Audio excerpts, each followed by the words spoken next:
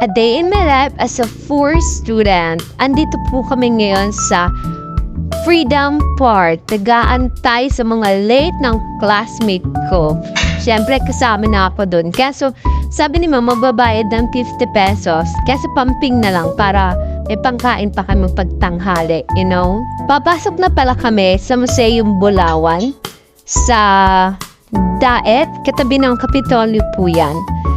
Papasok na kami kasi nga ready na daw at itutur na kami sa museo. Video-video para sa project para, you know, tumaas yung kahit paano.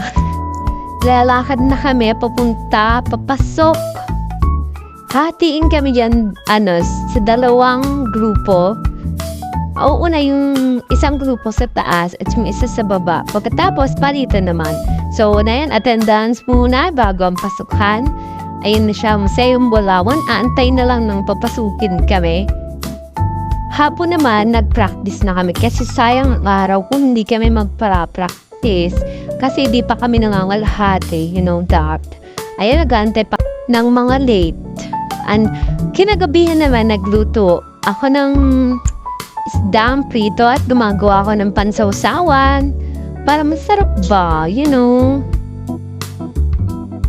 Pagkatapos namin kumain, pumunta kami sa court para maki-party-party kasi may pagganap si Blanc. Basta kandidato siya, yun na yun. About siya pa naman, nambunot pa ako dyan. Pauwi na kami noon, nabunot pa ako. At pagka-uwi namin, syempre hindi naman kami pwedeng sumayaw doon ng todo kasi madaming lasing ng mga lalaki. Di umuwi na kami. At ito, upo-upo, nood ng Hello Love Again. Madalas talaga kaming tumambay sa party kasi nga, medyo tahimik and then malapit sa wifi, you know. So, umuulan na nga, umaambon pala, pero hindi namin pinapansin sa sobrang kilig. Sige, ambon ka lang dyan, nanonood kami, kinikilig kami. Bakit ba?